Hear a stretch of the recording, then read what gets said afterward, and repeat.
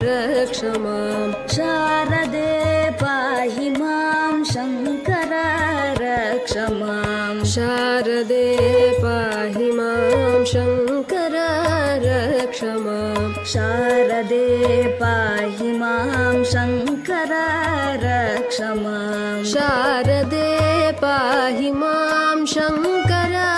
रक्ष मां शारदे पाहि मां शङ्कर रक्ष मां शारदे पाहि मां शङ्कर रक्ष मां शारदे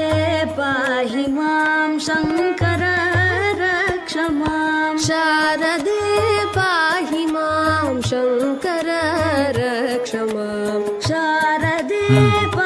ಎರಡನೇ ಸ್ವಾಮೀಜಿ ಶ್ರೀ ಭಾರತೀ ತೀರ್ಥ ಮಹಾಸ್ವಾಮೀಜಿ ಮುಂದಿನ ಶೃಂಗೇರಿ ಜಗದ್ಗುರು ಎಂದು ಹೇಳ್ತಾರೆ. ಈ ಸ್ವಾಮಿಗಳಿಗೆ ವಿಧುಶೇಖರ ಭಾರತಿ ಎಂಬತಕ್ಕಂತಹ ಯೋಗಪಟ್ಟವನ್ನು ನಾವು ನೀಡಿದ್ದೇವೆ.